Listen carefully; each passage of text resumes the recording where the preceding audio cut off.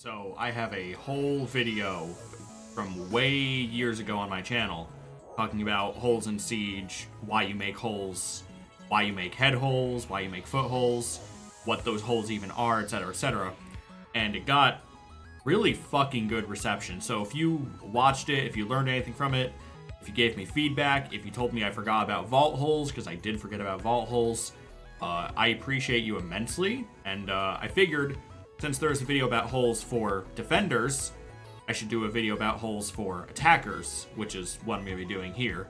Because holes for defenders are pretty important for, defending properly. But as an attacker, you need to know where to make your holes and why you make those holes to, go through with a good execute, get your kills, dislodge defenders, etc., etc. So this is second floor clubhouse CCTV. It's a pretty common site to play first or second. This is the external wall that usually gets reinforced. That's the window that leads to the roof. This is cache, connected to con. And in CC, it's connected to red stairs. And it's pretty standard to have a guy watching red stairs and to have a guy playing in rafters. So if these two guys can do their job and don't die and are the best gunfighters on the planet, the only way attackers can come through is from con, where you usually also have a guy, from the roof, which is extremely funneled because there's, a million angles you could play to prevent that, or they could come through the external, which is usually why, this is reinforced, there's a bandit, etc., etc. When you're attacking, opening this wall is massive. You don't even need to play off it, you just need to open it, because what happens is, now the defenders pretty much cannot play in CC itself, because there's always the risk of, someone on rappel that they're not going to be able to get a precise bead on, unless they don't destroy that cam. Because, as an attacker, you just have to look through this breach and you're set. As a defender, you have to know, are they going to be across that rappel?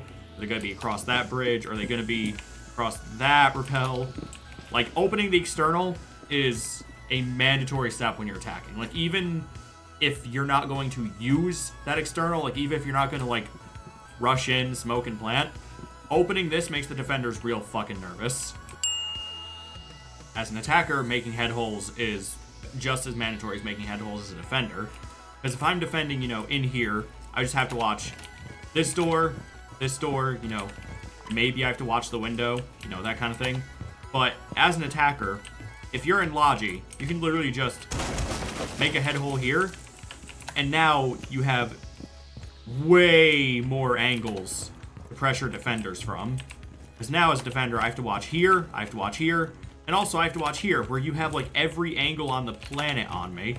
The only place I could play because of this head hole is right here, which means I'm gonna get, shot by the roof guy, I get shot by the guy in con. So just making one head hole can drastically change how the defense has to play this. Another good head hole example, still in the same room, is putting one here. I kind of botched that. Let's just ignore that.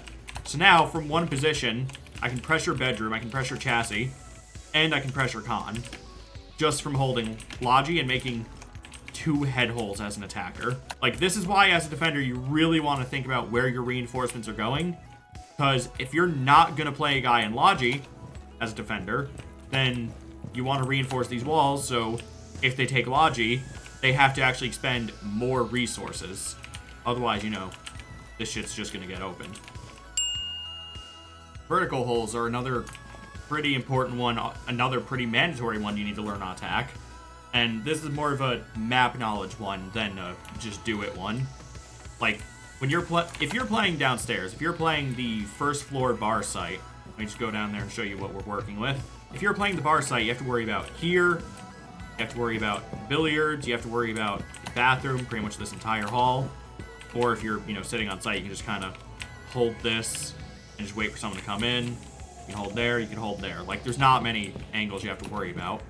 But if you know where to do your verticality, if you know how to put pressure on the people playing in there, then what you can do is just, break the floor a bit. Now the guy playing behind the bar is very fucking nervous. Move over a bit this way. All you have to do is break the hatch. You've now pressured anyone that's on these angles. And now, as a defender, I have to worry about the door we already mentioned, billiards we already mentioned, front door, but now I have to worry about if there's a guy on the hatch, if there's a guy playing, there it is, above me there. And verticality works both ways. Like, this is more of a buck exclusive. I'm trying to find the hole I made. There it is. You can also, you know, put vertical pressure upwards. Usually there's, like, someone playing in bathroom, like on a mirror or something, watching the external wall that's upstairs. But all I did was break this floor. And now, let's just go up there and see what it looks like. And now, you know, if I've got my mirror window here watching the external, as is pretty standard, do I really want to play here with these holes here? So now I have to, you know, look here and also look all the way there and keep looking, and just verticality is so fucking underestimated and underused. Like, if you're failing to hit sight a lot, like if you're failing to make your executes happen, you need to, you know, maybe reconsider how you're doing your vertical, because the amount of pressure vertical puts is absolutely insane. Like, as a defender, no one in their right mind wants to try and take a vertical duel like that. Like, no one would try to, you know, take this duel with their life. Like, they're probably just gonna run and then realize there's more vertical here and try to play some, like, weird off angle like this, and then that becomes a matter of, you know, win your duel on the stairs, but that's its own topic. But yeah, vertical holes, real fucking powerful, real fucking necessary. Another sort of important thing to factor in when you're making these holes, not so much like what kind of hole, but sort of the size of it. Like, if I make a hole right here, go ahead and give the ace charge a bit of time to work. That's the first segment. Go ahead and do the second.